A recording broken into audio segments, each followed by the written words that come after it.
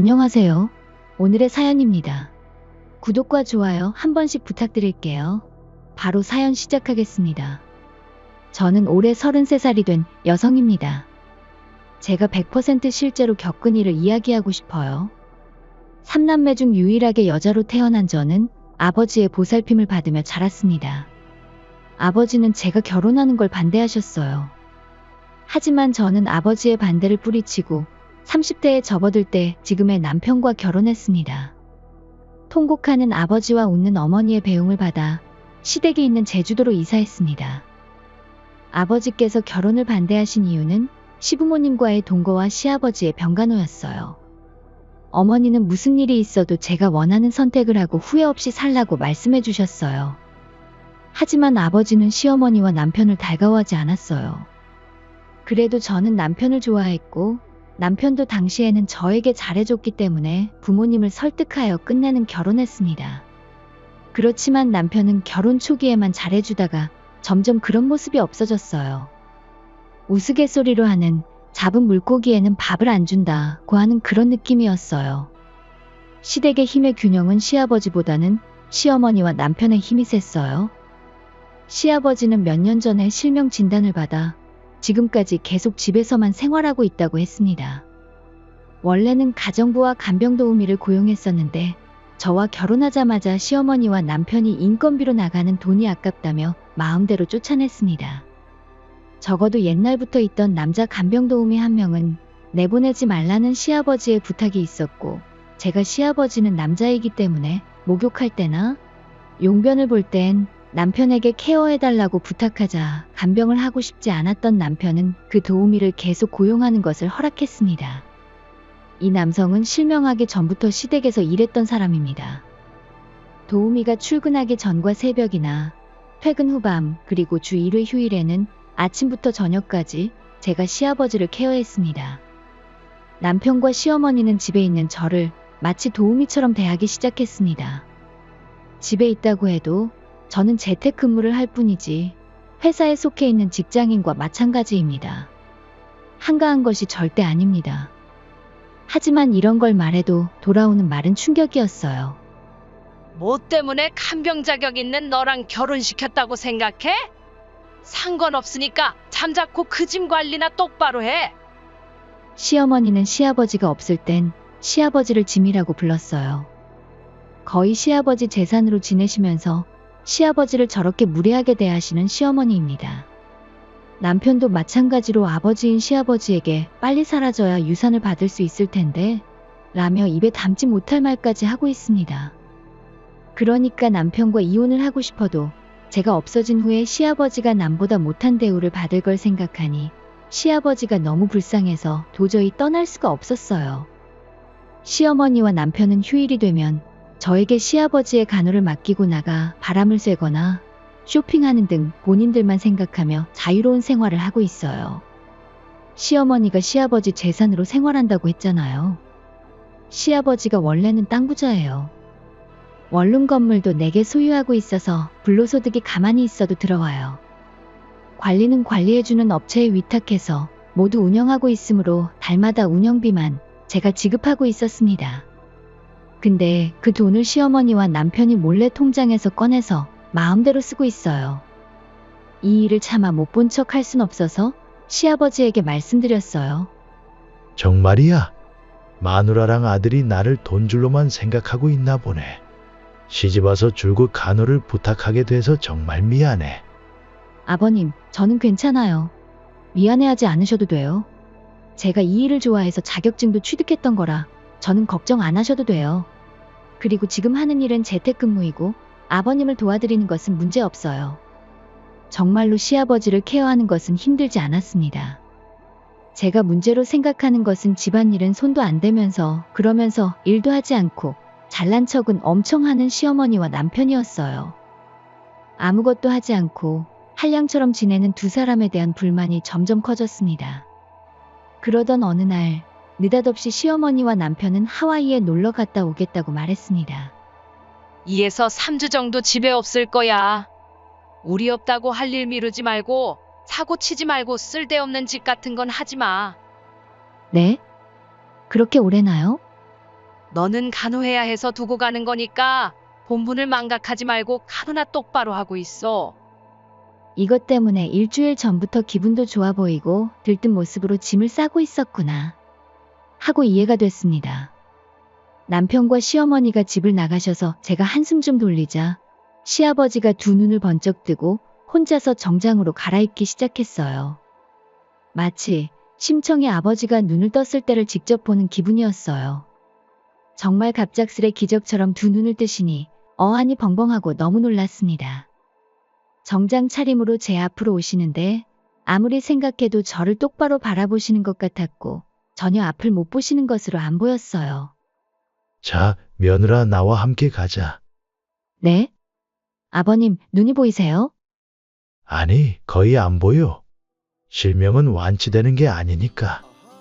그러면서 시아버지는 이곳으로 가달라고 제게 명함 한 장을 줬습니다. 그리고 3주가 지나서 아무것도 모른 채 즐겁게 놀다 돌아온 남편과 시어머니입니다.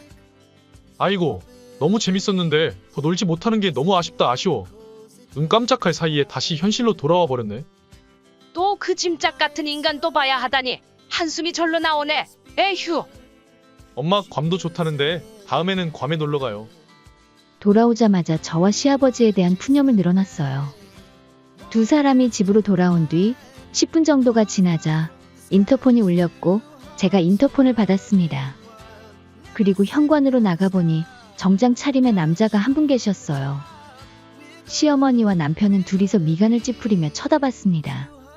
이 사람 어디서 본 것 같은데 누구더라? 맞다. 이분 아빠 변호사잖아. 근데 여긴 무슨 일로 오신 거지? 두 사람이 신기해하고 있을 때 시아버지가 안방에서 직접 걸어서 거실로 나왔습니다. 그리고 변호사에게 의자에 앉으라고 하고 시아버지는 스스로 의자를 가져와 자리 잡고 앉으셨어요. 너희 둘 여기에 앉거라. 며느리도 여기 와서 옆에 앉아. 무슨 상황인지 모르는 두 사람은 시아버지가 시키는 대로 변호사의 얼굴을 마주보며 맞은편에 조용히 앉았습니다. 시아버지가 불러서 저도 옆에 앉았어요. 오늘 이 자리를 마련한 데는 세 가지 이유가 있다. 하나는 네 녀석 바람이야. 그러면서 시아버지는 주머니에서 봉투 한 장을 꺼냈습니다. 거기에는 남편과 시어머니 그리고 처음 보는 여성까지 3명이 사진에 찍혀 있습니다.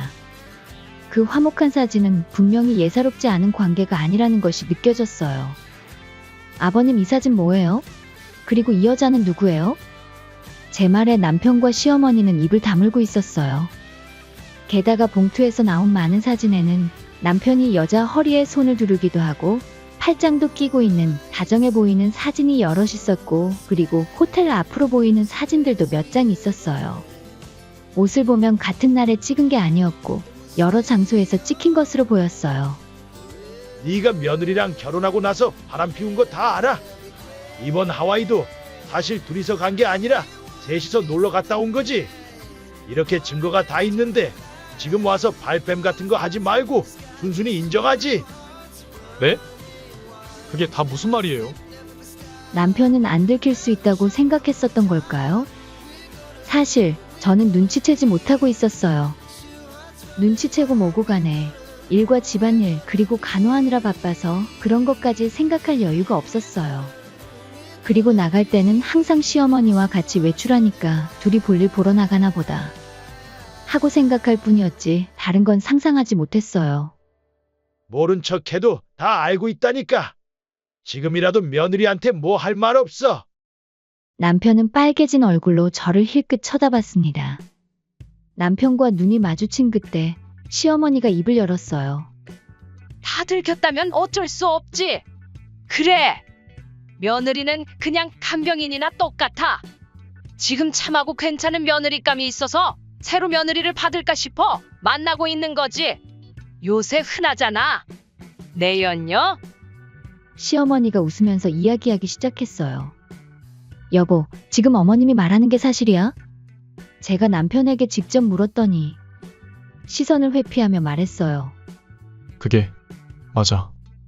남편은 말끝을 흐릴 뿐 스스로 어떤 설명을 하려고 하지는 않았어요. 아니야. 사진 속 장소는 최근에 빌린 거야. 아들이랑 그 아이가 둘이서 오붓하게 지내는 동안 나 혼자 호텔에서 지내고 있었지. 부부의 시간이 일절없는 며느리보다 그 아이가 아들과 부부로는 더 잘 맞는 게 아닐까? 시어머니께서 말하기를 그들의 관계는 이미 1년은 계속됐다고 합니다. 당신 그럴 거면 이혼하라고 하고 다른 여자를 만나게 했어야 할 거 아니야? 나도 이혼시킬 생각도 했지. 하지만 그 아이가 시아버지 될 사람 간호는 하고 싶지 않다고 하니까 내 입장에서는 어쩔 수 없잖아. 그리고 2년 정도만 있으면 당신 기력도 쇠해져서 시설에 들어가서 생활해야 할 텐데 그냥 그때까지 기다리는 게 낫다고 생각했지. 시어머니는 겁내는 기색도 없이 담담하게 말씀하셨습니다. 시어머니의 폭로에 저는 놀라움과 충격을 감추지 못했습니다. 아무튼 내가 말할 수 있는 상황은 이런 거야. 며느리가 당장에 이혼 원한다면 할 수 있지만 스스로 간병을 중도 포기한 거니까 위자료는 한 푼도 못 받을걸? 스스럼 없는 막말에 제 마음은 슬픔에서 초조함으로 바뀌었고 왜 제가 그런 처사를 받아야 하느냐고 화를 내는 순간 적당히 해. 가만히 듣고 있으니까 뚫린 입이라고 마음대로 말하는 거야. 며느리 인생은 함부로 대해도 된다고 생각하는 거야. 시아버지는 박차고 일어나서 두 사람을 향해 고함을 질렀어요. 남편과 시어머니는 아연실색했지만 곧 입을 열었어요. 당신도 거짓말하고 있던 거 아니야? 지금 당신을 봐봐. 사실 눈이 보이는 거잖아. 아니면 어떻게 안방에서 혼자 걸어 나와서 의자까지 빼앉을 수가 있겠어? 맞아. 아빠가 우리한테 거짓말을 하고 있었네. 틀림없어. 남편은 화제를 바꾸려고 안간힘을 썼어요. 무슨 그런 억측이야. 내가 거짓말했다고? 니들이 아는 대로 나는 실명했어. 그렇다고 해서 완전히 아무것도 안 보이는 건 아니야. 꾸준히 치료를 받고 있으니까 지금은 아주 희미하게나마 보이는 거지. 뭐야? 그럼 지금까지 못 본 척한 거야? 못 본 척? 그건 너희 마음대로 그렇게 생각한 거 아니야?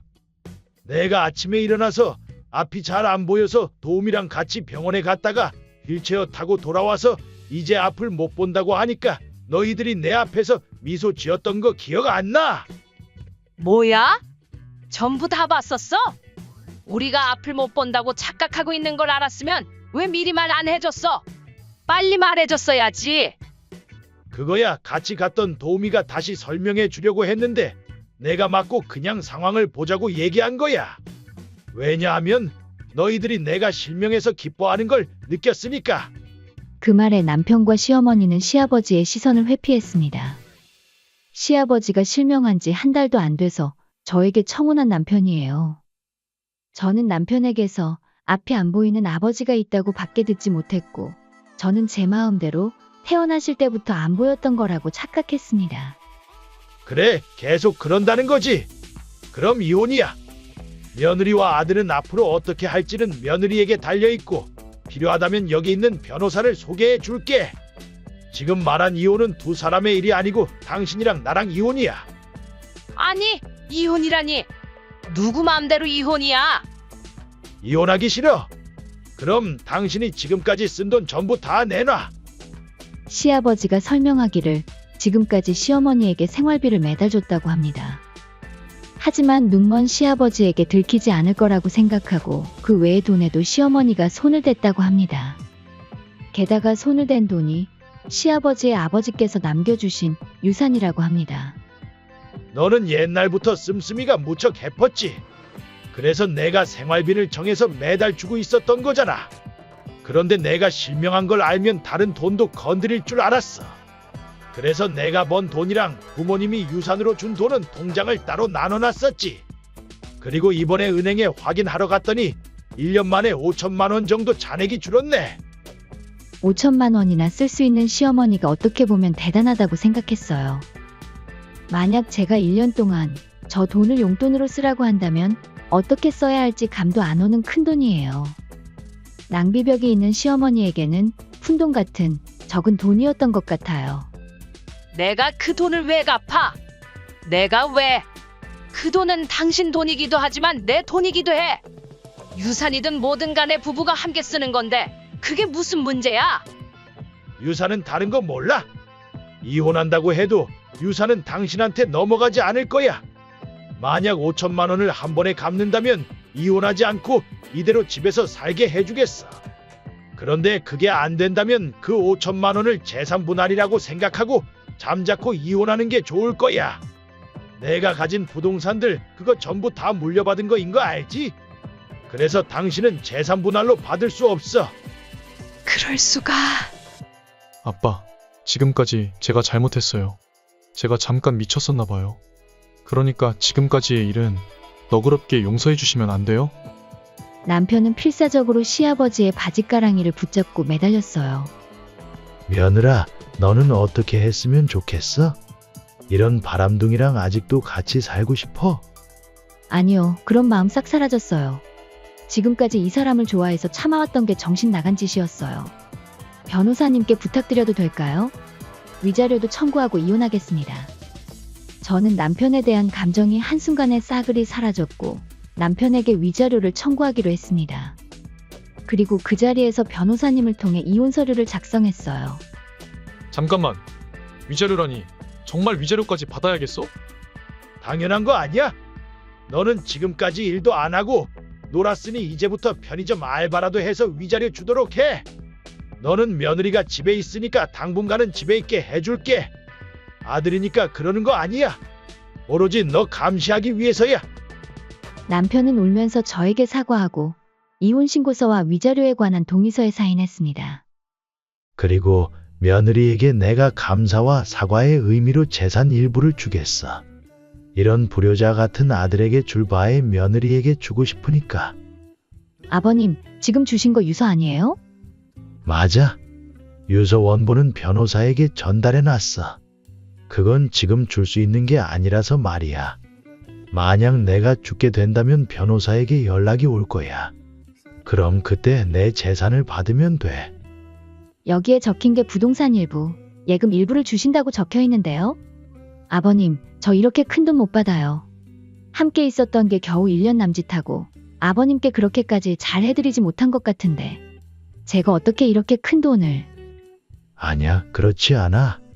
이 두 사람한테 핍박받고 눈치 보면서도 내 옆에 있어 주려고 했잖아. 그것만으로도 충분히 받을 자격이 있어. 당신, 잠깐만. 왜 이 애한테 재산을 주는 거야? 내가 훨씬 오랫동안 함께 살았잖아. 그 입 다물지 못해. 그동안 당신이 나한테 해준 게 뭐 있어?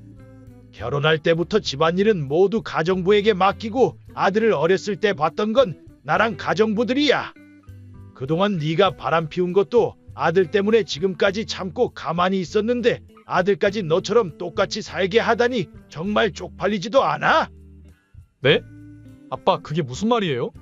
엄마는 아빠가 바람 피우고 엄마가 혼자 키웠다고 했는데 지금 제가 모르는 게 있는 거예요?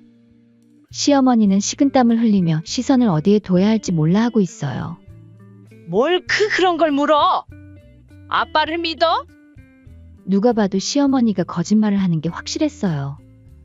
남편도 어안이 벙벙한 눈치였지만 그건 시아버지와 시어머니의 문제입니다. 남편이 바람을 피운 것은 사실이고 같은 짓을 하는 남편에게 동정할 일은 없었어요. 그리고 이야기도 막바지에 이르렀습니다.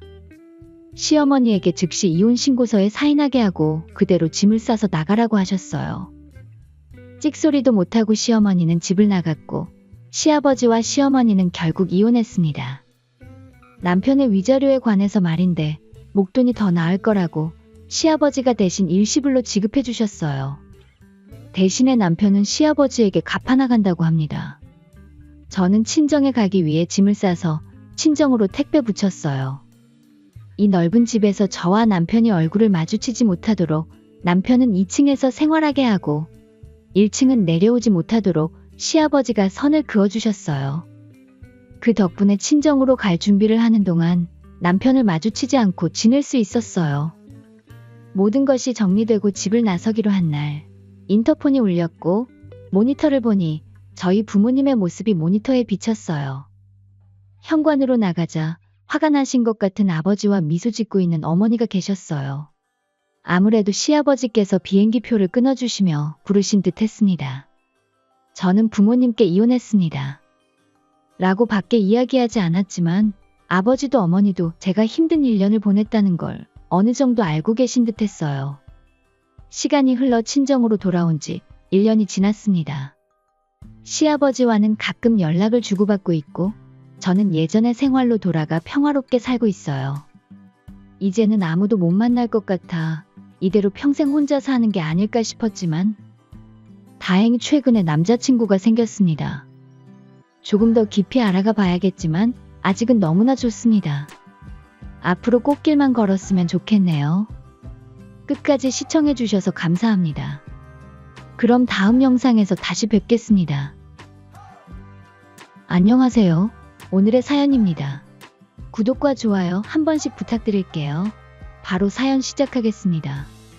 올해 30살 된 최은혜라고 합니다. 남편의 이름은 박정태이고 저보다 4살 연상입니다.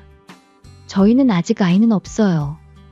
저희 부부가 만나게 된 건 시아버지의 소개였습니다. 시아버지는 자동차 부품 회사를 경영하고 있습니다. 원래는 시어머니의 아버지께서 하시던 회사를 시아버지가 사위가 되면서 물려받으신 겁니다. 시어머니는 회사 경영에는 거의 관심이 없으십니다. 그래서인지 회사 경영에는 전혀 간섭하지 않으세요. 저희 부부가 만나게 된 이야기를 들려드릴게요. 저는 당시 사장님의 비서를 하고 있었어요. 제가 일하는 모습을 항상 좋게 봐주신 시아버지께서 부사장을 하고 있던 남편과 한번 만나보는 게 어떻냐고 먼저 물어봐 주셨어요. 남편은 남고 출신이었기 때문에 이성과의 교제 경험이 별로 없다고 했습니다.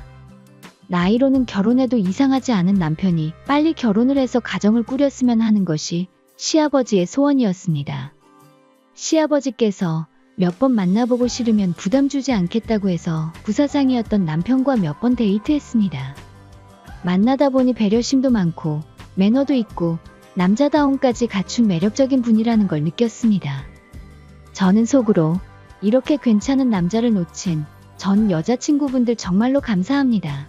라며 수십 번이나 생각했고 반년 정도 교제를 한 뒤 결혼을 했습니다. 시아버지는 저를 정말 마음에 들어 하셨어요. 역시 아들에게 은혜가 잘 어울릴 줄 알았어. 둘이 너무 보기 좋아. 진심으로 매우 기뻐해 주셨습니다. 결혼 후에는 시댁에 들어가 함께 살기로 했습니다. 시댁에는 아가씨도 함께 살고 있습니다. 시댁은 회사를 운영하는 집인 만큼 마당 딸린 대저택이었어요. 아마도 처음부터 2세대가 함께 살 걸 예상하고 설계를 한 듯 했습니다. 안방으로 쓸 수 있는 큰 방이 2개가 있는 주택이었거든요. 저희가 이사 온 날 아가씨가 말했습니다. 여기 이 방은 제가 쓰던 방인데 이사 온다고 해서 일부러 작은 방으로 옮겼어요. 이 방이 크고 화장실도 있어서 좋은데. 어쨌든 이 방 쓰게 해드릴 테니까 나중에 나가서 살 거라고 하면 안 돼요. 우리 집에 시집 왔다는 건 우리에게 헌신하는 것과 마찬가지야. 자고로 며느리란 우리를 위해 일해야 하는 거니까. 시어머니께서 말하면서 저에게 어떤 종이 한 장을 내밀었습니다. 거기에는 3가지 지켜야 할 사항이 적혀 있었습니다. 1. 우리에게 변명하지 말 것. 2. 명령은 절대 지킬 것. 3. 모든 집안일은 며느리가 할 것. 이렇게 3가지가 적혀 있었습니다. 시어머니와 아가씨는 이걸 지키지 않을 때는 함께 살 이유가 없어지는 거니 남편과 이혼시키겠다고 하셨어요. 다 읽었지? 그럼 바로 우리가 마실 커피부터 끓여봐. 내 거는 다방 스타일, 딸 거는 아메리카노로 타와. 우리 취향도 외워둬. 다짜고짜 커피 타라고 말하며 저를 뒤로 한 채 2사람은 거실로 향했습니다. 저는 그 종이를 든 채 멍하니 서 있을 수밖에 없었습니다. 시아버지 말로는 시어머니도 아가씨도 우리 부부의 동거에 찬성한다고 했습니다.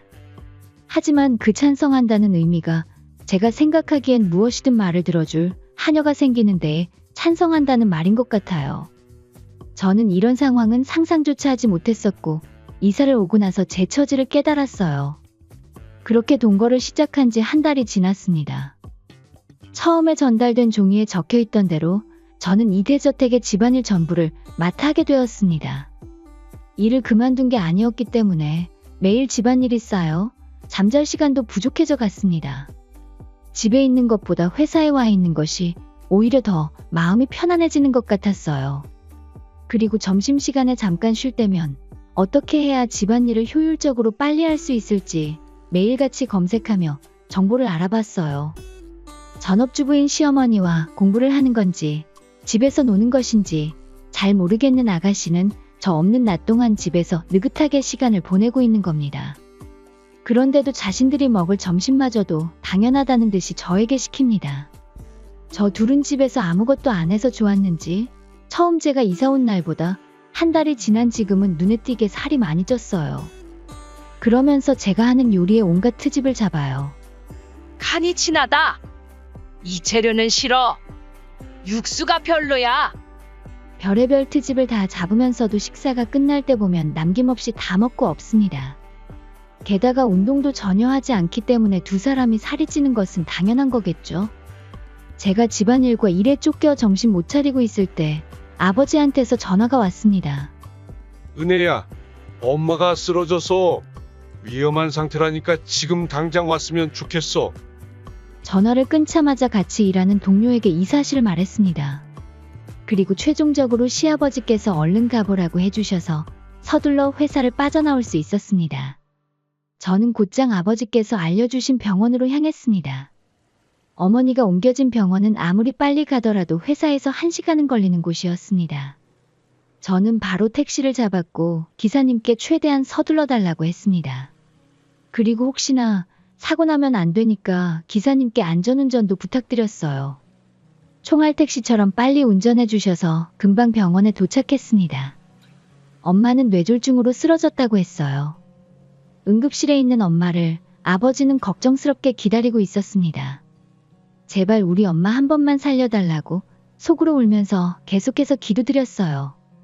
하지만 저와 아버지의 기도에도 불구하고 쓰러진 엄마는 의식을 회복하지 못하고 결국 돌아가셨습니다. 엄마와의 이별을 슬퍼할 겨를도 없이 장례 절차를 밟아야 했어요. 일을 마친 남편과 시아버지가 달려왔습니다. 남편은 슬픈 표정으로 말없이 저를 안아줬어요. 그제야 참고 참았던 눈물이 흘러내렸습니다. 시아버지께서 장례 절차 등을 도와주셔서 원활하게 장례가 진행됐어요. 만약 누군가 안 도와줬다면 아버지와 둘이서 많이 서툴렀을 것 같아요. 시아버지께 정말 감사했습니다. 참고로 시어머니와 아가씨는 연락조차 없었고 장례식에 얼굴도 비치지 않았습니다. 이젠 한 가족이 됐는데 장례식에 오지 않는 건 도무지 이해하기 힘들었습니다. 시아버지께서는 제 몸과 마음이 안정이 될 때까지 당분간 일을 쉬게 해주셨어요. 아버지는 갑작스러운 엄마의 죽음으로 큰 충격을 받은 것 같았어요. 제가 재촉하지 않으면 식사도 하지 않을 정도였습니다. 아버지가 심적으로 안정을 찾으시고 때에 맞춰 식사도 드시게 되면서 드디어 저는 남편이 기다리는 집으로 돌아가게 되었습니다. 남편과 시아버지께서는 아직 일하고 있는 낮이었어요. 그리고 저를 기다리고 있는 것은 난장판이 된 시댁이었습니다. 지난 일주일 정도 집을 비운 것만으로 어떻게 이렇게까지 난장판이 될 수 있는 거지? 싶었습니다. 도대체 시어머니와 아가씨는 손가락 까딱 안 한 것인지 개판도 이런 개판이 없었어요. 드디어 왔구나. 다시 안 가는 거지? 일단 밀린 빨래랑 바닥 청소부터 부탁해. 얼른 끝내놓고 부엌도 알아서 치우고 저녁도 준비해. 저에게는 전혀 거부권이 없었어요. 하지만 집안일을 하기 전에 먼저 할 말은 있었습니다. 어머님, 아가씨, 왜 저희 엄마 장례식에 안 오셨어요? 누가 죽었다고 일일이 다 가야 해? 대한민국에 그런 법이 있었어? 엄마 말이 맞지. 새언니 엄마 장례식 같은 데는 갈 필요가 없지. 세상에 이렇게 매정한 사람이 존재할 수 있나 싶었습니다. 이런 사상을 가진 사람과 더 이야기하면 저도 이상해질 것 같아 청소와 빨래를 시작했습니다. 시간이 흘러 제가 집에 돌아온 지 2주 정도 지났어요. 저는 엄마가 생전에 아끼던 물건들을 물려받기로 했습니다. 그래서 친정집으로 가서 엄마 유품들을 아버지와 정리한 후 엄마가 아끼던 물건들과 추억이 깃든 물건들은 집으로 가져왔습니다. 그 다음 날 남편과 시아버지는 둘이서 출장을 떠났어요. 제가 정시의 일을 마치고 귀가하니 뒷마당에서 연기가 보였습니다. 도대체 무슨 일인가 싶어 마당으로 달려가니 시어머니와 아가씨가 싱글벙글하면서 무언가를 태우고 있었습니다. 어머님, 뭐 하고 계세요? 눈 떴다가 뭐해? 보면 모르겠어? 너가 최근에 가져온 물건들 태우고 있잖아. 아무짝에도 쓸모없는 저런 쓰레기 같은 것들 죄다 집에 들고 오면 어떡해? 우리 집이 더러워지잖아. 아가씨는 웃으면서 불 속에 제 물건들까지도 집어넣고 있었어요. 오늘 날씨가 건조해서 그런지 활활 잘 타네. 마치 수학여행 가서 캠프파이어 하는 기분이야. 그리고 너는 장례식 참석한다는 핑계로 집안일을 빼먹으면 돼. 안 돼. 이 집에서는 집안일을 빼먹고 다른 걸 한다는 건 절대 용납할 수 없는 일이야. 그건 우리 고생하라고 골탕 먹이는 거랑 다름없는 거야. 너같이 괘씸한 건 이 집에 필요 없으니까 당장에 사라져. 하실 말씀 다 하신 거죠? 잘 알겠습니다. 어머님이랑 아가씨가 그렇게까지 말씀하신다면 원하시는 대로 이 집에서 나가야죠. 근데 지금 태우고 있는 엄마 유품들 전부 다 합치면 10억 정도 하니까 이건 변상받을게요. 뭐라고? 제가 10억이라고 말하자 어머님과 아가씨의 눈이 휘둥그레지며 초조해 보였습니다. 이 쓰레기 같은 것들이 무슨 10억이야. 지금 나가는 김에 깽판 치고 가겠다는 거야? 엄마가 예전에 골동품 고서적 수집가로 활동하셨어요. 지금 태우신 것들 정말 귀한 것들이라 집안 대대로 물려주겠다고 팔지 않고 계속 소장하신 것들이에요. 감정받은 기록들도 다 남아있으니 계산해보면 알겠지만 얼추 다 해서 10억은 될 거예요. 함부로 불에 태우시다니. 무슨 수를 써서라도 다 변상받을 겁니다. 그 말만 하고 저는 방으로 돌아와 짐을 싸고 아버지가 계시는 친정으로 갔습니다. 친정에 도착해서 아버지께 지금 있었던 일을 이야기 드렸습니다. 아버지는 조용히 이야기를 들어주셨습니다. 엄마가 쓰던 유품은 아직 집에 좀 남아있으니 그나마 천만다행이네.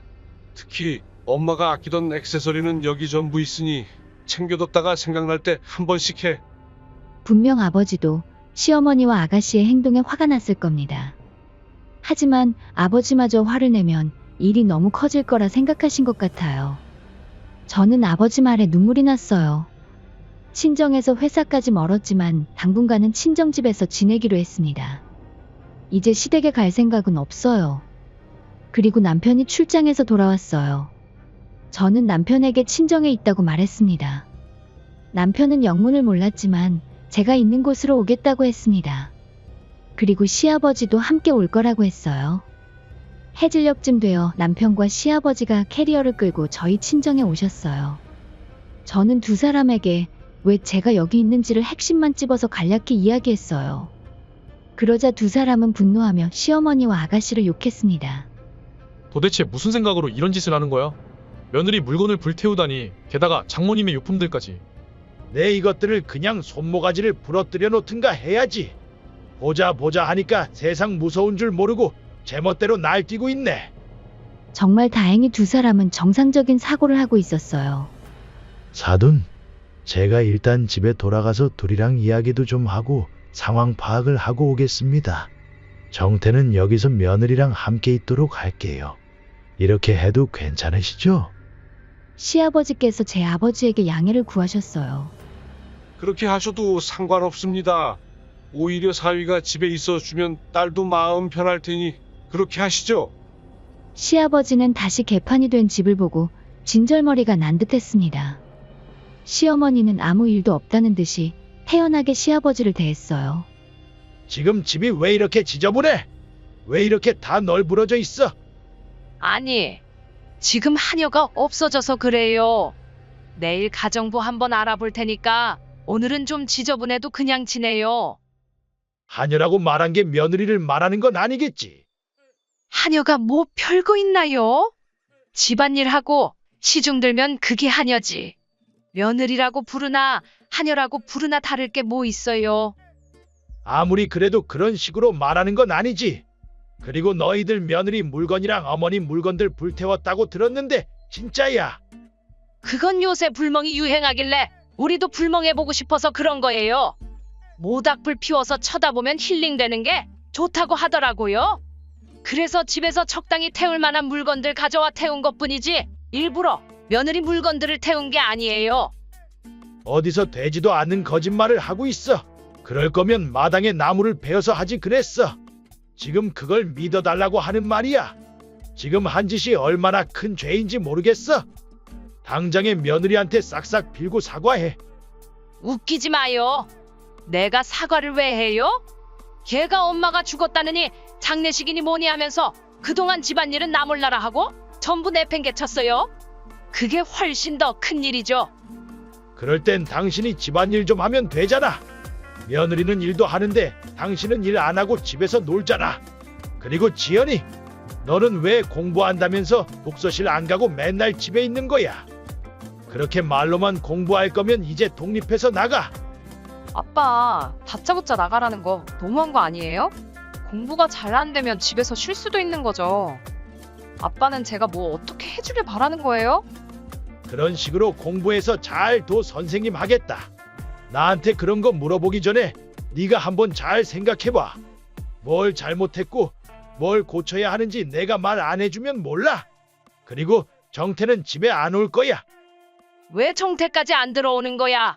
걔는 또 왜 그래? 너희보다 며느리가 우선이니깐 그렇지. 지금 자기 아내가 상처받았는데 남편이 되어서 나 몰라라 하고 내버려 두겠어? 어느 남자라도 다 그렇게 하지. 정태가 이러면... 시어머니는 혼자서 중얼거리더니 핸드폰을 꺼내서 어디론가 전화를 했습니다. 바로 남편에게 전화를 한 거였어요. 정태야, 빨리 집에 와. 괜히 이상한 소리 하는 며느리랑 같이 있으면 너도 이상해질 뿐이야. 스피커폰을 한 게 아니어서 남편이 하는 말은 시아버지는 듣지 못했다고 합니다. 하지만 시어머니의 태도로 미루어 보아 돌아오지 않겠다고 단호하게 말한 걸 느낀 것 같아요. 시어머니는 친아들에게 버림받은 셈입니다. 그로부터 일주일 정도 지났습니다. 저희는 시어머니와 아가씨가 불태워버린 것들에 대해 손해배상금 10억을 청구했습니다.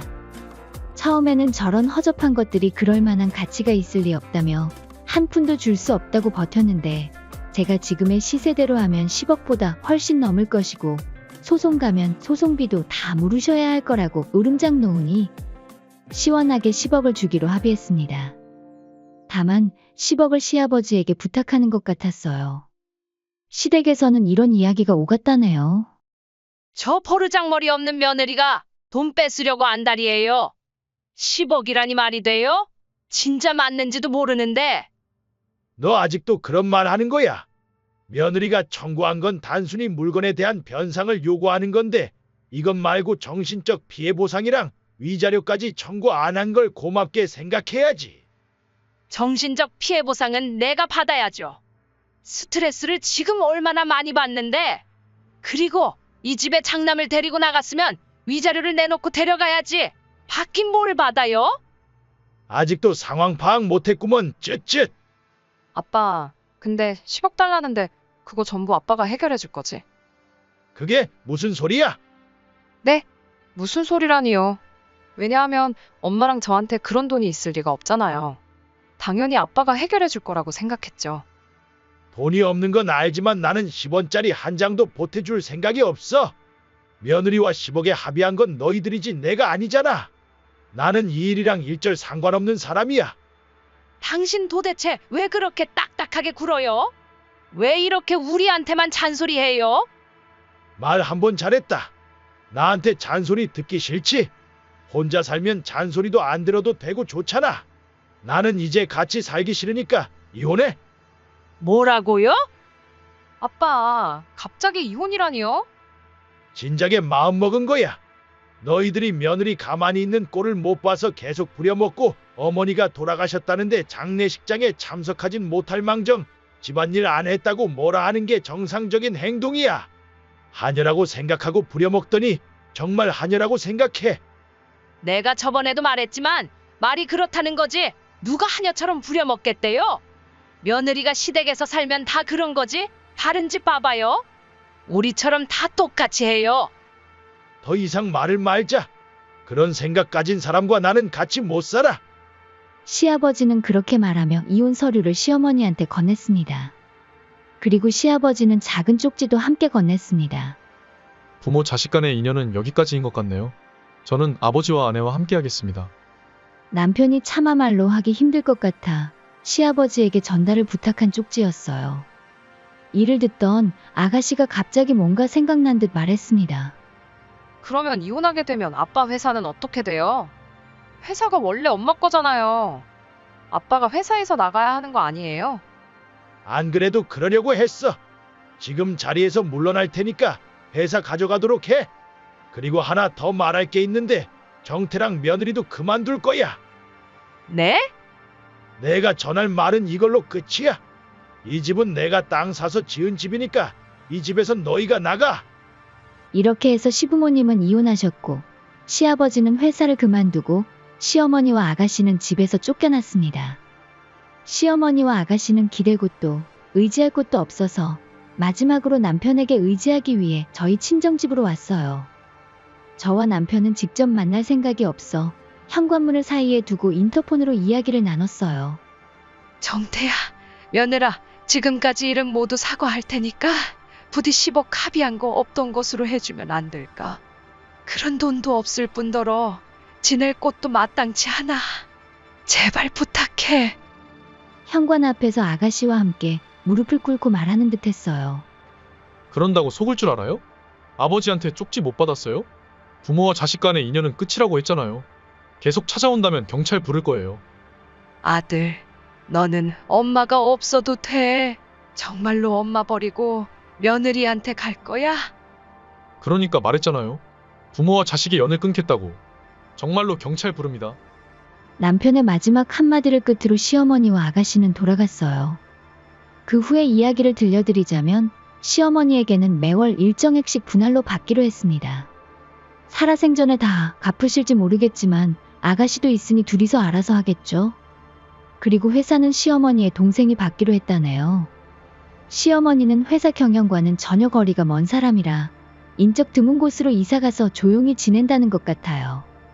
남편과 저는 친정집에서 나와서 아파트로 이사했습니다. 그리고 시아버지와 남편은 회사를 차렸어요. 원래 하시던 것 그대로 회사를 차리신 거라 망할 걱정은 없다고 합니다. 끝까지 시청해주셔서 감사합니다. 그럼 다음 영상에서 다시 뵙겠습니다.